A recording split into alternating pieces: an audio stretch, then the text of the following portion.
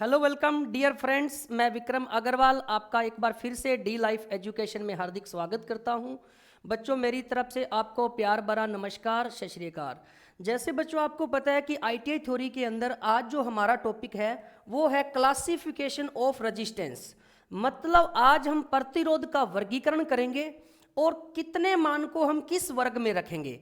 तो बच्चों, जैसे आपको पता है कि आपको 50 ओम का प्रतिरोध है उसका मापन करना है, तो वो हमारा किसके अंदर आएगा? निम्न के अंदर आएगा या मध्यम के अंदर आएगा या हाइयर के अंदर आएगा? तो आज हम उसकी वैल्यू के बारे में पता करेंगे। उसके बाद हम उसको किससे माप सकते हैं, उसका मेथड क्या है, तो आज हम उसके बारे में अध्ययन करने वाले हैं। तो बच्चों, आप भी जल्दी एनर्जी के साथ जुड़ जाइए और मैं भी आपके साथ जुड़ गया हूँ। तो बच्चों, सबसे पहले अगर मैं बात करता हूँ प्रतिरोध का वर्गीकरण, तो प्रतिरोध का जो वर्गीकरण किया जाता है वो हम कितने तरीके से करते हैं।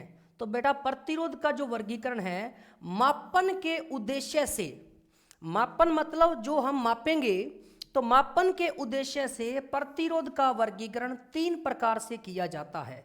कितने प्रकार से? 3 प्रकार से। तो बेटा, पहला आता है निम्न प्रतिरोध मापन, जिसको बोला जाता है low resistance measurement. Low resistance measurement मतलब निम्न प्रतिरोध मापन। तो हमने उसको 3 कैटेगरी में रखा है। पहला कौन सा है? निम्न प्रतिरोध मापन। नंबर 2, मध्यम प्रतिरोध मापन, मीडियम रेजिस्टेंस मेजरमेंट। तो जो मध्यम का मान होगा उसको हमने मध्यम के अंदर रख दिया। और तीसरा है उच्च प्रतिरोध मापन, हाई रेजिस्टेंस मेजरमेंट। तो हमने इसको 3 भागों में बांट दिया है। तो बेटा, जो निम्न प्रतिरोध का मापन जो होता है, जो 0.1 ओम से नीचे के जो प्रतिरोध होते हैं वो हम किसके अंदर रखते हैं बेटा? वो रखते हैं निम्न प्रतिरोध मान के अंदर।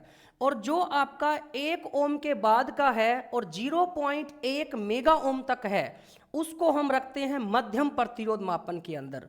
और हाइयर के अंदर जो हमारा 100 किलो ओम, 0.1 मेगा ओम से ऊपर के जो प्रतिरोध होंगे उसको हम किस में रखेंगे? हाइयर के अंदर। तो बेटा, जो आपका लो रेजिस्टेंस है उसको हम किस में रखेंगे? तो मैं यहां पर लिख के बता देता हूं। इसमें आएंगे 0 पॉइंट, या इसमें 1 ओम के नीचे लिख सकता हूं, 1 ओम से नीचे, 1 ओम से कम। तो 1 ओम से कम वाले प्रतिरोध जो होंगे वो किस श्रेणी में आएंगे? लो रेजिस्टेंस मेजरमेंट के अंदर। और इसके अंदर अगर हम बात करूं तो 1 ओम के बाद के और 100 किलो हर्ट्ज, ठीक है ना, 100 किलो हर्ट्ज बोल सकते हो, या फिर कह सकते हो 100 किलो हर्ट्ज को 0.1 मेगा ओम। तो बेटा, आपको पता है कि एक जो मेगा ओम होता है, 1 मेगा ओम वो होता है 10 की पावर 6, 10 की पावर 6 ओम के बराबर। तो बेटा, यहां से अगर मैं बात करता हूं तो 100 किलो हर्ट्ज जो है इसको हम क्या लिख सकते हैं? 100 किलो हर्ट्ज तो इंटू 123, है ना, क्योंकि किलो हर्ट्ज के अंदर कितने होते हैं? 1000। तो वो आगे 100 है, 1000 इंटू 100, तो आपका बन गया इतना, 2 2 1 2 3 4 5, इतना ओम बन गया, ठीक है ना, क्योंकि 3 और 2 5 जीरो है। परंतु 1 मेगा ओम के अंदर कितना होता है? 10 की पावर 6 ओम होता है। तो यहां पर 3 और 2 5 शून्य तो बन गया, मतलब 10 की पावर 5 तो बन गई, एक कम है तो मैंने लिख दिया 0.1 मेगा ओम। तो बेटा, ये याद होना चाहिए कि 1 मेगा ओम बराबर होता है 10 की पावर 6 ओम, ठीक है ना, तो ध्यान रखना। और जो मध्यम का है वो आ गया आपका। और लास्ट है हाइयर, उच्च रेजिस्टेंस। तो इसके अंदर मैं कह सकता हूं 100 किलो हर्ट्ज या 0.1 मेगा ओम से ऊपर, जो इससे ऊपर वाले प्रतिरोध जो होंगे उसको हम किसके अंदर रखेंगे? हाई रेजिस्टेंस मेजरमेंट के अंदर रखेंगे। तो इस प्रकार हमारी 3 कैटेगरी बनती है। लो रेजिस्टेंस मेजरमेंट, जिसको बोला जाता है निम्न प्रतिरोध मापन, और उसका मान कितना होता है? 1 ओम से भी कम। नंबर 2, मध्यम प्रतिरोध मापन, जिसको मीडियम रेजिस्टेंस मेजरमेंट बोलते हैं। तो इसका जो मान रहता है वो 1 ओम से 100 किलो हर्ट्ज, या 100 किलो हर्ट्ज छोड़ें तो 0.1 मेगा ओम भी बोल सकते हैं। तो बेटा, 1 ओम से लेकर 0.1 मेगा ओम के बीच के जो रेजिस्टेंस है वो मध्यम प्रतिरोध मापन के अंदर आएंगे। उसके बाद जो आपके 100 किलो हर्ट्ज या फिर 0.1 मेगा ओम से ऊपर वाले जो प्रतिरोध होंगे उसको हम किस कैटेगरी के अंदर रखेंगे? उच्च प्रतिरोध मापन, मतलब हाई रेजिस्टेंस मेजरमेंट के अंदर। ठीक है ना, तो बेटा ये नोट कर लेना। नेक्स्ट, अब देखिए जो हमने 3 कैटेगरी बनाई है उसमें आपकी ये पहली कैटेगरी है निम्न प्रतिरोध मापन, मतलब लो रेजिस्टेंस मेजरमेंट। तो इसके अंदर क्या क्या बताया गया वो देखिए आप। इस श्रेणी में उन प्रतिरोध का मापन होता है जिनका मान 1 ओम से कम होता है। तो मैंने अभी आपको बताया था कि जिसका मान, मतलब आर का मान 1 ओम से भी कम होगा तो वो कौन सी कैटेगरी के अंदर आएगा? निम्न प्रतिरोध मापन के अंदर, मतलब लो रेजिस्टेंस मेजरमेंट के अंदर। तो निम्न प्रतिरोध मापने की कितनी विधियां हैं बेटा? ये देखिए निम्न विधियां हैं। सबसे पहले अगर मैं बात करता हूं तो एमीटर वोल्टमीटर विधि। कौन सी विधि? एमीटर वोल्टमीटर विधि। तो यहां से मैं लिख सकता हूं कि एमीटर वोल्टमीटर विधि, एमीटर वोल्टमीटर मेथड। ठीक है ना। तो बेटा इसके अंदर क्या होता है, एमीटर जो होता है वो पहले लगा होता है और वोल्टमीटर होता है वो बाद में लगा होता है। तो सप्लाई के श्रेणी में एमीटर होता है, फिर उसके समांतर के लोड के समांतर में क्या लगा होता है? वोल्टमीटर। तो एमीटर वोल्टमीटर मेथड का प्रयोग कहां करते हैं? निम्न प्रतिरोध मापन के अंदर। और दूसरा है पोटेंशियोमीटर विधि। कौन सी विधि है? पोटेंशियोमीटर। तो POTENTIOMETER, पोटेंशियोमीटर मेथड। तो पोटेंशियोमीटर विधि का भी प्रयोग हम किस में करते हैं? निम्न प्रतिरोध मापन के अंदर। और लास्ट है केल्विन दोहरी ब्रिज विधि। बहुत ही इंपॉर्टेंट है ये, इसको बोला जाता है kelvin double bridge method. Kelvin double bridge method जिसको बोला जाता है केल्विन दोहरी ब्रिज विधि। तो बेटा निम्न प्रतिरोध मापन के लिए आपकी 3 विधियां हैं। एमीटर वोल्टमीटर विधि, नंबर 2 पोटेंशियोमीटर विधि, नंबर 3 केल्विन दोहरी ब्रिज विधि। और उसके अंदर अगर पूछे कि सबसे अच्छी विधि कौन सी है, सर्वोत्तम, जो आपका क्वेश्चन है, तो इस क्वेश्चन को मैं हाईलाइट कर रहा हूं जो आपके एग्जाम का क्वेश्चन है। सबसे कम प्रतिरोध होता है, जो सबसे कम मान का प्रतिरोध मापन के लिए दोहरी ब्रिज, केल्विन दोहरी ब्रिज प्रणाली का प्रयोग किया जाता है। बेटा इस ब्रिज का प्रयोग हम 0.1 ओम से नीचे का भी प्रतिरोध माप सकते हैं। तो इसमें हम 0.1 ओम से कम मान का प्रतिरोध भी माप सकते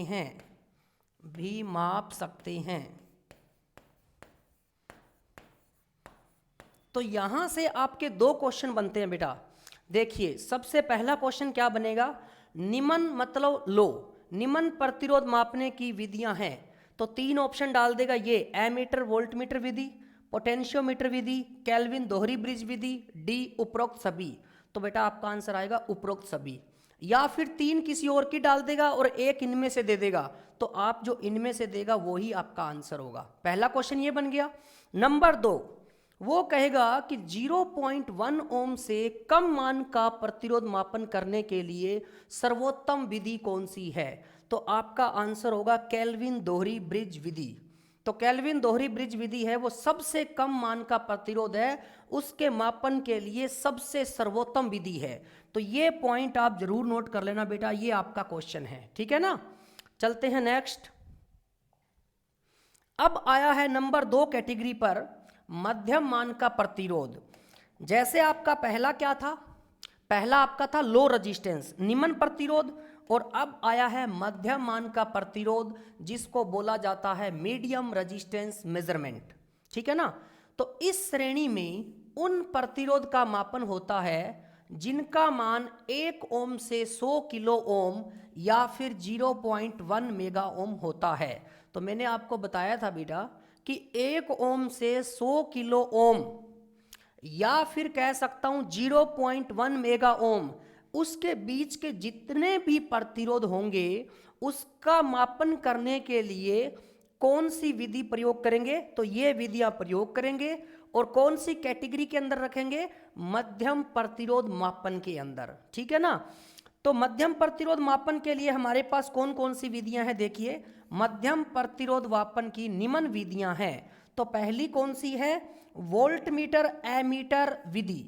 कौन सी, वोल्ट मीटर एमीटर मेथड। अब काफी बच्चे कंफ्यूज कैसे होंगे कि सर ये आपका लो रेजिस्टेंस मेथड भी था।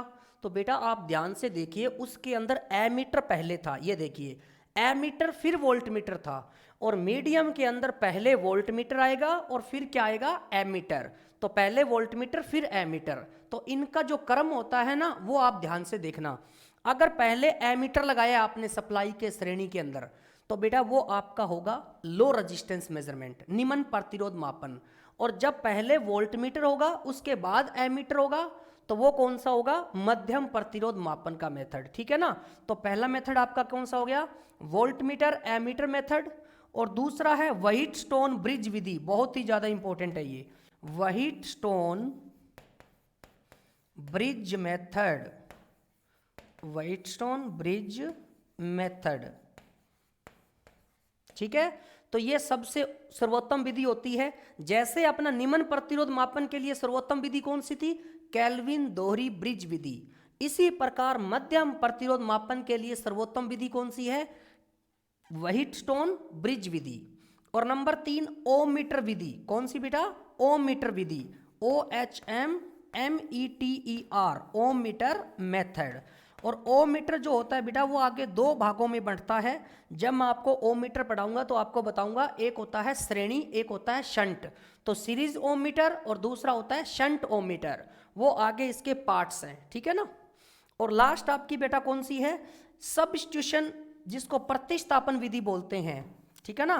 कौन सी है, सब्स्टिट्यूशन मेथड। तो इसके अंदर भी हम अज्ञात प्रतिरोध का मापन करते हैं। इस प्रकार हमारे पास मध्यम प्रतिरोध मापन की कितनी विधियां हैं, टोटल 4 विधियां हैं, ठीक है ना। अब इसने नोट के अंदर क्या पॉइंट लिखा है, मध्यम मान के 1 किलो ओम से 100 किलो ओम तक के लिए सर्वोत्तम विधि व्हाइटस्टोन ब्रिज है। ये आपका बहुत ही नोट पॉइंट इंपॉर्टेंट पार्ट है। क्वेश्चन वहां पर क्या आता है कि 1 किलो ओम से 100 किलो ओम तक के प्रतिरोध मापन के लिए सर्वोत्तम विधि कौन सी है। तो बेटा 4 ऑप्शन दे देगा, तो आपका आंसर कौन सा होगा, व्हाइटस्टोन ब्रिज विधि। और एक बात आपको और बताता हूं यहां से, जो आपने केल्विन दोहरी ब्रिज विधि लिखी थी ना, तो केल्विन दोहरी ब्रिज विधि जो है बेटा, उसका जो कार्यकारी सिद्धांत है वो व्हाइटस्टोन ब्रिज पर ही आधारित है, जिसके बारे में आज हम स्टडी करेंगे। तो ये आपके जो 4 मेथड थे वो कौन से हैं, मीडियम वैल्यू के रेजिस्टेंस मापन के लिए ये 4 मेथड है, ठीक है ना। तो इस तरीके से हमने लो और मीडियम पढ़ लिया। और अब हमारा आ गया है कौन सा, उच्च प्रतिरोध मापन। उच्च प्रतिरोध मापन को बोलते हैं बेटा हाई रेजिस्टेंस मेजरमेंट। क्या बोलते हैं, high resistance measurement, high resistance measurement. तो इसको बोला जाता है उच्च प्रतिरोध। हाँ, तो बेटा हाई रेजिस्टेंस मेजरमेंट के अंदर क्या होता है, इसके अंदर अगर हम देखें तो इस श्रेणी में उन प्रतिरोध का मापन होता है जिनका मान 100 किलो ओम मतलब 0.1 मेगा ओम से ऊपर होता है। तो हमने जब देखा कि 1 ओम से लेकर 100 किलो ओम तक था वो तो था मध्यम, और 1 ओम से नीचे वाला था वो था आपका निम्न। तो अब आई बात 100 किलो ओम से ऊपर की, तो वो कौन सा आएगा, उच्च प्रतिरोध मतलब हाई रेजिस्टेंस। तो बेटा इसके मापन के लिए हमारे पास कौन सी विधियां हैं, उच्च प्रतिरोध मापन के लिए 2 विधियां होती है। कितनी, 2। पहली है मैगर विधि और दूसरी है लॉस ऑफ चार्ज विधि। तो ये 2 विधियां होती है जो हम क्या करते हैं, उच्च रेजिस्टेंस का मापन करते हैं। तो बेटा मैं आपको बता दूं, लॉस ऑफ चार्ज मेथड अब यूज नहीं होता, ये पहले यूज करते थे, कॉस्टली भी पड़ता है। और मैगर विधि है, एक तो सिंपल विधि है, PMMC यंत्र लगे होते हैं, इंडिकेटिंग सूचक यंत्र है, तो मैगर जो विधि है इसका प्रयोग हम मुख्यतः करते हैं हाई रेजिस्टेंस मेजरमेंट के लिए। तो इसमें बोला भी गया है, परंतु इसमें से मैगर विधि का प्रयोग मुख्य रूप से किया जाता है। तो ये बेटा आप नोट पॉइंट में नोट कर लेना कि मैगर विधि का प्रयोग मुख्य रूप से उच्च प्रतिरोध मापन के लिए किया जाता है। तो हमने इसी प्रकार से जो प्रतिरोध का वर्गीकरण हमने 3 भागों में किया था, उन तीनों भागों की स्टडी कर ली है, निम्न, मध्यम और उच्च। तो अब हमने जो मेथड्स लिखे हैं उसको हम एक एक करके पढ़ेंगे जो आपका इंपॉर्टेंट है। तो बेटा जो भाग इंपॉर्टेंट होगा वो मैं आपको डीपली करवाऊंगा। तो सबसे पहले हम पढ़ेंगे व्हाइटस्टोन ब्रिज विधि, क्योंकि अगर वो समझ में आ गया तो उसी का कार्यकारी सिद्धांत दोहरी ब्रिज विधि का है, तो वो बेटा अपने आप समझ में आ जाएगा। ठीक है, तो हम चलते हैं नेक्स्ट। ये आपका रहा व्हाइटस्टोन ब्रिज विधि। तो व्हाइटस्टोन ब्रिज विधि की अगर मैं बात करूं तो सबसे पहले व्हाइटस्टोन जो ब्रिज विधि होती है उसका काम क्या होता है? तो बेटा ये आपका अज्ञात प्रतिरोध मापन के लिए, जैसे अगर मैं बात करूं तो अज्ञात प्रतिरोध इसमें से कौन सा है? आर है।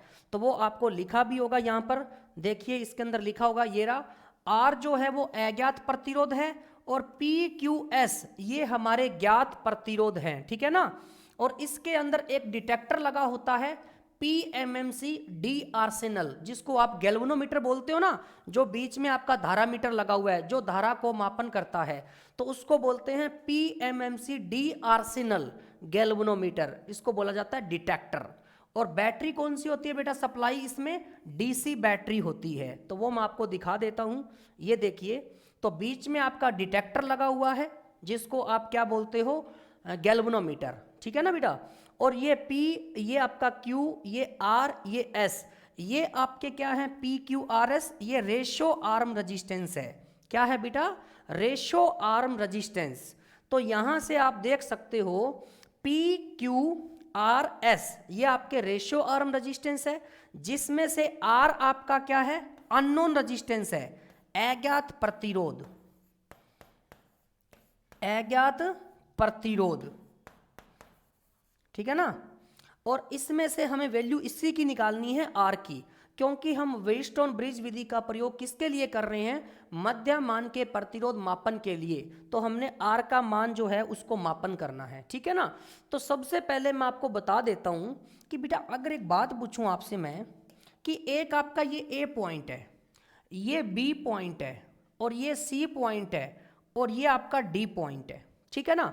तो आपको पता है कि ए और बी जो है, ए और बी जो है, अगर मैं यहां की बात करूं तो बेटा यहां से अगर मैं कहूं तो इसका वोल्टेज ड्रॉप कितना होगा? VAB, है ना।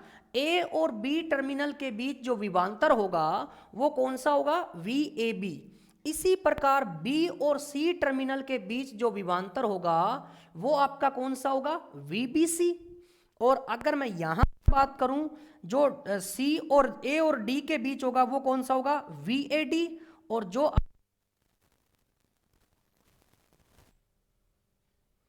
हाँ जी, तो इसके अंदर बेटा आपका R अज्ञात प्रतिरोध है जिसका हम मापन करेंगे। अब मेरे को एक बात बताओ यहां से, अब मैं अगर आपसे पूछूं कि इस टर्मिनल पर, ए टर्मिनल पर बेटा यहां पर आपकी धारा जो है वो विभाजित हो रही है ना। अगर आपकी यहां से टोटल धारा अगर I है, मान के चलो I है, तो I जो धारा है वो A टर्मिनल पर पहुंचेगी, तो A टर्मिनल से आपकी I1 उधर चली गई और IT इधर चली गई, तो धारा A पॉइंट पर क्या हो गई? विभाजित हो गई। अगर बेटा विभाजित हो गई धारा तो आपको पता है कि वो कौन सा कनेक्शन है? समांतर। तो मैं ये कह सकता हूं ना कि जो AB है और वो AD है, ये क्या है बेटा? ये समांतर है। ये कौन सा पॉइंट आपका? D पॉइंट है ना, ये D पॉइंट है। तो D पॉइंट है तो मैं कह सकता हूं AD और AB किस में है? समांतर में। तो इसकी वोल्टेज और इसकी वोल्टेज बराबर होगी या नहीं होगी? बिल्कुल होगी। तो मैं यहां से कह सकता हूं कि VAB इज इक्वल टू, इसको थोड़ा सा बड़ा लिखते हैं, देखिए VAB किसके बराबर होगा? तो VAD के बराबर होगा। ठीक है, एक तो मेरा केस ये बन गया क्योंकि समांतर में धारा अलग अलग होती है और समांतर में वोल्टेज बेटा समान होती है। तो मैंने क्या लिख दिया, V A B is equal to V A D, ठीक है। और सेकंड केस अगर मैं बात करता हूं तो यहां से आप देख सकते हो बेटा, इसके अंदर I3 है और इसके अंदर I4 है, तो धारा यहां पर अलग अलग है। तो मैं यहां से कह सकता हूं वी बी सी किसके बराबर होगा, वी डी सी के। तो V B C is equal to V D C. कुछ नहीं किया, आपको पता है कि समांतर के अंदर धारा जो होती है वो समान होती है और जो करंट होता है वो क्या होता है बेटा, समान नहीं होता, श्रेणी में समान होता है, समांतर में अलग अलग होता है। तो समांतर में वोल्टेज समान होती है, तो मैंने इनकी वोल्टेज है वो समान कर दी और इसकी वोल्टेज है वो इसके बराबर कर दी। अब आपको पता है कि V बराबर क्या होता है बेटा, IR। V बराबर IR होता है ना। तो अगर मैं VAB की बात करूं, VAB, तो इसके अंदर करंट I1 है और R आपका P है। तो I1P is equal to VAD। तो यहां पर मैं कहूंगा तो क्या होगा बेटा, I2R, क्योंकि करंट जो है इसके अंदर वो है I2 और प्रतिरोध है R। इसी प्रकार अगर मैं VBC की बात करूं तो इसके अंदर करंट I3 है और रेजिस्टेंस Q है, I3Q, और इज इक्वल टू VDC। तो इसके अंदर करंट I4 है और प्रतिरोध आपका क्या है, S। तो ये मैंने लिख लिया। अब यहां पर आप इसको क्या समीकरण नाम दे सकते हो, अगर मैं कहूं ये मेरी समीकरण नंबर 1 है और ये मेरी समीकरण नंबर 2 है। अगर बेटा समीकरण 1 को मैं समीकरण 2 से भाग कर दूं तो मेरे पास क्या आएगा, बता सकते हो क्या? समीकरण 1 को समीकरण 2 से भाग कर दूं तो आप कहोगे sir I1P divide I3Q is equal to I2R और डिवाइड में क्या होगा, I4S। ये बन गया आपके पास, समझ रहे हो ना बात को। I1P डिवाइड I3Q बराबर I2R डिवाइड I4S। कुछ नहीं किया, समीकरण 1 को समीकरण 2 से भाग कर दिया। तो इतना समझ में आ गया। अब यहां पर ये देखिए कि इतनी चीज अगर आपको समझ में आ गई है तो बेटा यहां से अगर देखिए ये दोनों किसके अंदर है, श्रेणी में है ना, ये तो श्रेणी में है। यहां से अगर मैं कहूं ब्रिज मेरा बैलेंस कंडीशन में है तो इतना करने के बाद अब क्या करेंगे, सारे करंट को अगर मैं बराबर कर दूं, ये देखिए इसी तरीके का आपका डेरिवेशन बनेगा। यहां पर डेरिवेशन मैंने लिखा हुआ है, तो ये देखिए ये डेरिवेशन पूरा मैं आपको समझा रहा हूं, तो ध्यान से समझना। अब बेटा यहां पर देखिए कि डिटेक्टर का प्रकार बता दिया, और जब ब्रिज नियंत्रित स्थिति में होती है तो आपका I1 I3 के बराबर होगा, I2 I4 के, और ID 0 हो जाएगा। तो यहां से देखिए सर्किट में अगर ब्रिज आपकी बैलेंस कंडीशन में है तो ब्रिज बैलेंस कंडीशन में आपका जो गैल्वेनोमीटर या डिटेक्टर धारा का मान क्या हो जाता है, 0। तो जब आपका, मैं यहां पर लिख रहा हूं, जब आपका ब्रिज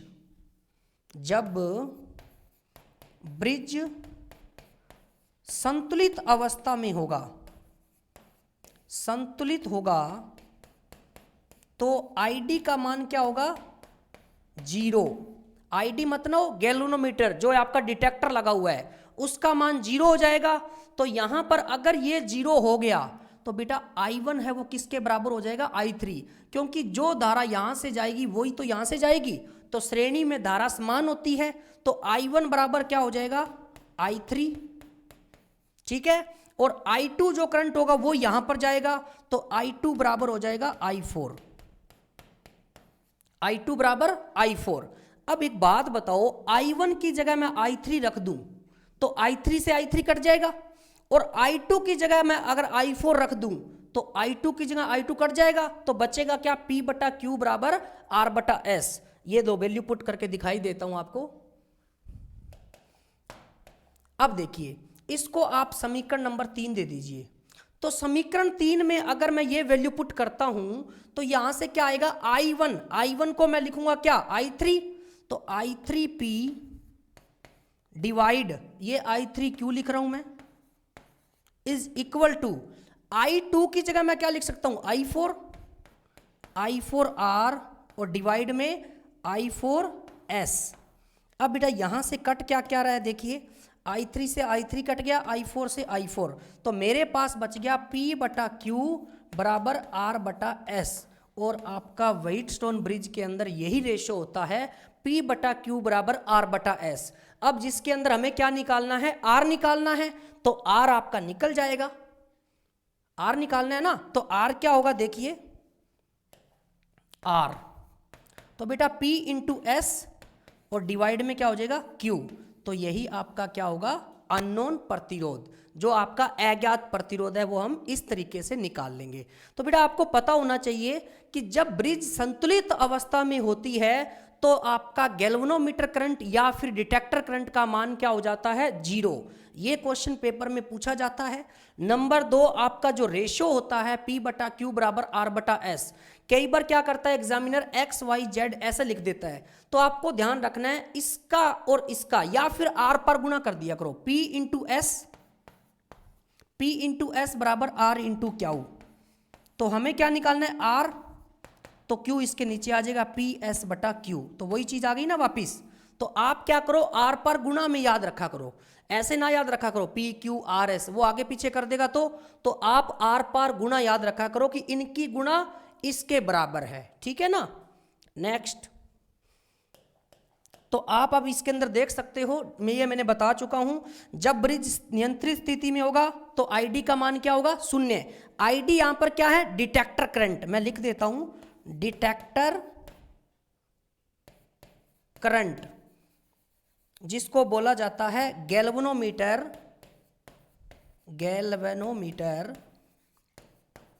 धारा, ठीक है ना। तो बेटा डिटेक्टर क्या होता है, बीच में जो आपका गैल्वेनोमीटर होता है, एक तो धारा की दिशा बताता है और जो करंट को मेजरमेंट करता है, तो उसको बोला जाता है गैल्वेनोमीटर। तो जब ब्रिज बैलेंस कंडीशन में होगा तो ID आपका 0 हो जाएगा और I1 I3 के बराबर और I2 I4 के बराबर, जैसे हमने सर्किट के अंदर देखा। तो इसको पुट करने के बाद हमारे पास क्या आया था कि जो ये वोल्टेज है समांतर में वोल्टेज को बराबर कर दिया था, उसके बाद I1P और I2R बना था, और उधर से हमारा VBC किसके बराबर हुआ, VDC के, तो I3Q बराबर I4S। इस प्रकार हमारी दो समीकरण बनी थी। समीकरण को जब सोल्व किया था तो इसके अंदर हमने समीकरण 1 को समीकरण 2 से भाग करने के बाद I1P डिवाइड I3Q बराबर I2R डिवाइड I4S, तो इसके अंदर बेटा वैल्यू पुट किया था, तो I1 किसके बराबर है, P के बराबर, ठीक है ना। यहां पर देख सकते हो आप, I1 किसके बराबर हुआ था, I3 के बराबर, और I2 किसके बराबर हुआ था, I4 के, ये आपको दिखा दिया। अब इसके अंदर वैल्यू पुट किया तो हमारे पास वही चीज आ गई कि I3P डिवाइड I3Q और इक्वल टू I4R और डिवाइड में I4S। तो यहां से आप देख सकते हो ये इससे कट गया, ये इससे कट गया, तो मेरे पास क्या आ गया, P बटा Q बराबर R बटा S, और R निकालेंगे तो PS बटा Q, ये आपका हो गया रिजल्ट। तो अज्ञात प्रतिरोध हम इस तरीके से इसका माप सकते हैं। तो इसके ऊपर मैं क्वेश्चन भी करवाऊंगा आपको 1-2 कि कैसे आते हैं क्वेश्चन। नेक्स्ट, अब बेटा जैसे हमने पढ़ा था क्या, व्हाइटस्टोन ब्रिज विधि, अब आपके पास आ गई है केल्विन दोहरी ब्रिज प्रणाली। तो मैंने आपको पहले ही बताया था कि केल्विन दोहरी ब्रिज प्रणाली का जो कार्यकारी सिद्धांत है वो किस पर आधारित है, व्हाइटस्टोन ब्रिज पर। तो व्हाइटस्टोन ब्रिज हमने पढ़ लिया, एक तो वो अज्ञात प्रतिरोध के मापन के लिए प्रयोग करते हैं, और दूसरी बात वो कितने ओम के प्रतिरोध के मापन के लिए करते हैं, मध्यम मान के प्रतिरोध के लिए। तो बेटा वहां से आपने देखा कि हमने 100 किलो हर्ट्ज का, 100 किलो जो ओम है 0.1 मेगा ओम, उस तक का प्रतिरोध हमने इसके अंदर मापन किया। और तीसरी बात, जब आपका ब्रिज संतुलित अवस्था में होता है तो डिटेक्टर का मान 0 हुआ और वहां से हमारे करंट क्या हो गए, बराबर। तो अब मैं यहां पर बात करता हूं केल्विन दोहरी ब्रिज प्रणाली, जिसको क्या बोला जाता है, kelvin double bridge method, kelvin double bridge method. तो इसका प्रयोग हम कहां करते हैं, 1 ओम से भी कम, 0.1 मैं ओम कह सकता हूं। तो इस ब्रिज का प्रयोग सबसे कम प्रतिरोध मान 1 ओम से भी कम मान के लिए प्रयोग करते हैं। तो बेटा सबसे कम मान के लिए किसका प्रयोग करते हैं, केल्विन दोहरी ब्रिज प्रणाली का। यह ब्रिज व्हाइटस्टोन ब्रिज के सिद्धांत पर कार्य करता है जो मैंने आपको बताया। तो इसके जब हम डेरिवेशन करते हैं तो हमारे पास आर जो है अज्ञात प्रतिरोध वो आपके पास बेटा ये आता है। तो इसका मैं आपको डायग्राम दिखाता हूं। डायग्राम देखिए आप, ये देखिए। तो इसके अंदर अगर हम देखेंगे तो बेटा ये आपका P, ये आपका Q, ये आपका R और ये आपका S। तो ये जो बाहर वाला पार्ट है वो कौन सा ब्रिज है? व्हाइटस्टोन ब्रिज। कौन सा ब्रिज है? व्हाइटस्टोन। और इसके अंदर हमने एक छोटा ब्रिज और लगा दिया, स्मॉल p स्मॉल q, और जो ये है स्मॉल r। s तो आपका स्टैंडर्ड रेजिस्टेंस होता है। तो बेटा यहां से आप देखिए कि आपको एक ब्रिज के अंदर दो ब्रिज नजर आ रहे हैं, इसलिए इसका नाम क्या पड़ा? केल्विन दोहरी ब्रिज विधि। तो ये किसके ऊपर काम करता है? ये करता है व्हाइटस्टोन ब्रिज विधि। तो मैं आपको यहां से बताता हूं, जब हम इसका डेरिवेशन करते हैं तो आप बेटा ये याद रख लेना, R बराबर P बटा Q into S plus small P R divide small p plus small q plus small r bracket P बटा Q माइनस स्मॉल p बटा Q। तो आपकी इसकी डेरिवेशन कोई काम की नहीं है, 2 पेज की डेरिवेशन होती है जो डिप्लोमा और बीटेक के स्टूडेंट पढ़ते हैं। तो आपको इसका मान पता होना चाहिए, फॉर्मूला कि R का फॉर्मूला क्या होता है और क्वेश्चन कैसे बनेंगे वो भी मैं अभी बताऊंगा, ठीक है ना। तो ये आपका फॉर्मूला होता है R बराबर P बटा Q into S plus small P R divide small p plus small q plus small r और ब्रैकेट में p बटा q माइनस स्मॉल p बटा q। अगर मैं बेटा यहां पर p बटा q को स्मॉल p बटा q के बराबर रख दूं, हम जानते हैं कि अगर p बटा q को स्मॉल p बटा q रख दें तो ये दोनों बराबर हो जाएंगे। तो मेरे पास क्या बच के आएगा? देखिए इधर, r बराबर p बटा q इंटू एस, और ये आपका क्या है? Plus P R divide small p plus small q plus small r, और ब्रैकेट में अगर मैं p बटा q और इसकी जगह मैं क्या लिख दूं? स्मॉल p बटा q। तो इसकी जगह स्मॉल p बटा q लिख दीजिए, स्मॉल p बटा q और माइनस स्मॉल p बटा q। तो ये मैंने वैल्यू पुट कर दी। अब यहां से आपके पास क्या आएगा? देखिए p बटा q माइनस स्मॉल p बटा q। तो यहां से ये कट गया, और कटने के बाद आपको पता है कि अगर मैं बात करूं तो ये कितना हो गया? 0 हो गया। क्यों बेटा? क्योंकि ये 1 पर कट गया, ये भी 1 पर कट गया। 1 माइनस 1 क्या होता है? 0। और 0 के अंदर 0 की हम किसी भी संख्या से गुणा कराएं तो ये पूरा पार्ट क्या हो गया? 0। और ये पूरा पार्ट 0 होने के बाद हमारे पास क्या बच गया? R बराबर P बटा Q इंटू एस। तो इसलिए इसने लिखा है कि R बराबर P बटा Q इंटू एस हो जाएगा। तो मैंने आपको वैल्यू पुट करके दिखा दिया कि अगर P बटा Q हमने स्मॉल p बटा Q के बराबर रख दिया तो इस पूरे का मान 0 हो जाएगा। और ये हमारा किसका था? व्हाइटस्टोन ब्रिज का।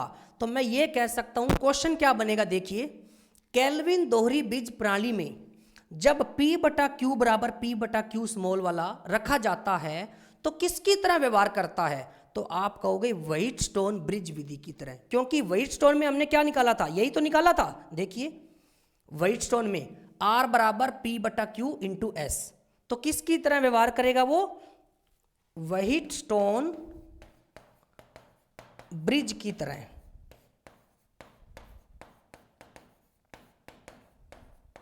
ठीक है, एक क्वेश्चन तो ये बन गया। नंबर 2 क्वेश्चन क्या बनेगा कि इसके अंदर एक लिंक प्रतिरोध होता है। कौन सा? ये देखिए, ये जो आपने बीच में लगाया ना, ये R लिखा हुआ है, जो छोटे वाला R, इसको बोला जाता है लिंक प्रतिरोध।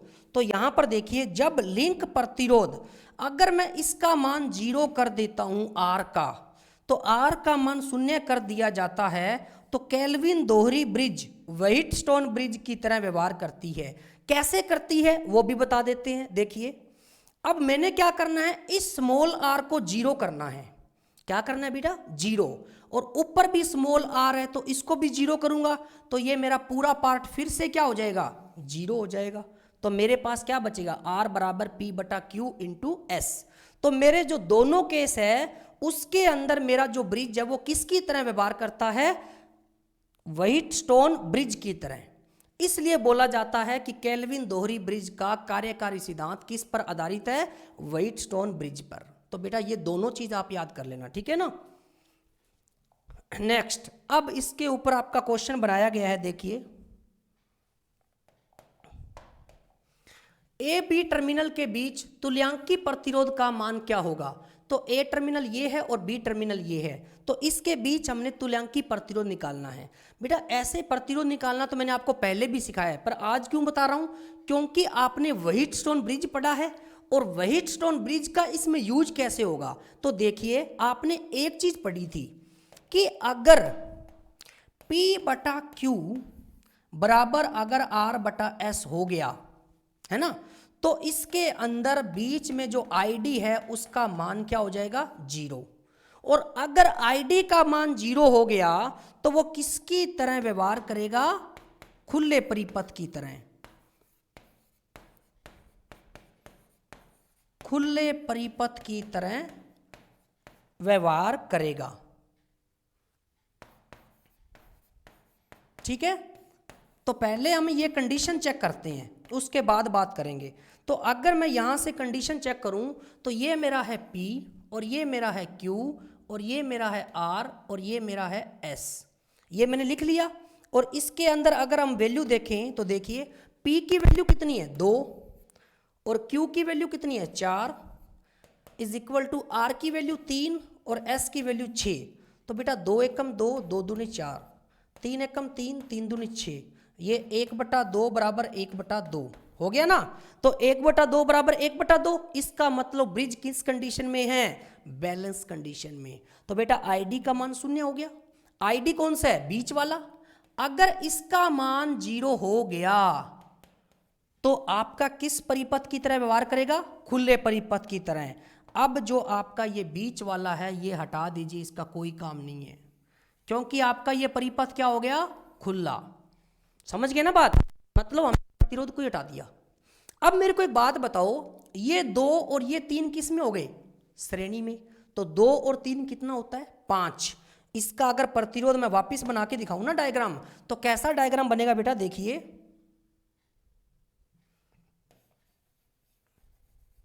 ठीक है, 2 और 3 और नीचे क्या है, 4 और 6, ये डायग्राम बनेगा इसका। तो यहां पर क्या है, 2 ओम, और यहां पर क्या है, 3 ओम, और यहां पर क्या है, 4 ओम, और यहां पर क्या है, 6 ओम, और ये टर्मिनल है बी और ये टर्मिनल है ए। बन गया ना। अब देखिए ऊपर वाले का कितना आ गया, 5।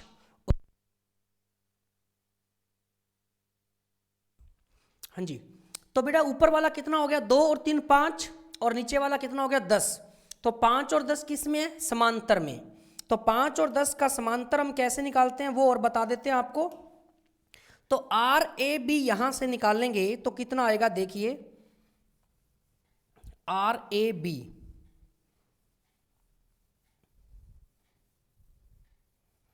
हाँ जी आर ए बी। तो बेटा हम क्या करते थे, R1 इंटू R2 डिवाइड में R1 प्लस R2, यही करते थे ना। तो यहां से हमारे पास ऊपर कितना बना हुआ है, 5। और अगर इसका भी डायग्राम बनवाना है ना तो आप डायग्राम बना लेना, बाद में बेटा कहोगे कि पूरा नहीं बताया। ये एक डायग्राम बन जाएगा और ये नीचे बन जाएगा। तो 2 और 3 5 हो गया, और नीचे कितना हो गया, 10। ये टर्मिनल बी हो गया और ये टर्मिनल कौन सा हो गया, ए। तो यहां पर वैल्यू पुट करिए और कितनी आती है, देखिए आर ए बी बराबर R1 इंटू R2, 5 और 10 मतलब 5 गुना 10, और डिवाइड में R1 प्लस R2, तो 5 और 10 अगर मैं जोड़ूंगा तो कितना आएगा, 15। तो इसको जब हम सोल्व करेंगे तो 5 तिया 15 और बचा कितना, 10/3 ओम। तो ये मेरा आंसर आ जाएगा कितना, 10/3 ओम। कौन सा ऑप्शन है, ए ऑप्शन। तो बेटा इसके अंदर करना कुछ भी नहीं है। जब मैंने आपको व्हीटस्टोन ब्रिज पढ़ा दिया ना, तो इसमें आपको ये ज्ञान होना चाहिए कि जब P/Q बराबर R/S हो जाता है तो ब्रिज आपका बैलेंस अवस्था में आ जाता है, और ID का मान 0 होने के कारण बीच वाली जो ब्रांच है उसको हटा देते हैं। क्योंकि अगर धारा का मान ही 0 हो गया तो वो कौन सा परिपथ होता है, खुला परिपथ। तो मेरे पास ये बचा 2/4 3/6। तो मैंने चेक किया तो 1/2 बराबर 1/2 आया। अब इसका मतलब ये और ये किस में हो गया, श्रेणी में, और ये किस में हो गया, श्रेणी में। तो 2 और 3 4 और 6, तो 2 और 3 का कितना हुआ, 5, 4 और 6 का कितना हुआ, 10। और जब दो प्रतिरोध समांतर में लगे हो तो उसका तुल्यांकी प्रतिरोध हम कैसे निकालते हैं, R1 गुना R2 divide R1 plus R2। तो हमने वैल्यू पुट किया तो हमारे पास कितना आ गया, 10/3 ओम। तो ऑप्शन कौन सा होगा, ए ऑप्शन। नेक्स्ट, अब यही क्वेश्चन है परंतु इसके अंदर हमारे से वो वैल्यू निकलवाएगा। यदि ब्रिज आपका नियंत्रित अवस्था में हो, उसने पहले से बोल दिया है कि ब्रिज आपका नियंत्रित अवस्था में है, बैलेंस कंडीशन में है, तभी तो उसने बीच वाला ब्रांच जो है वो हटा दिया है पहले से, ठीक है।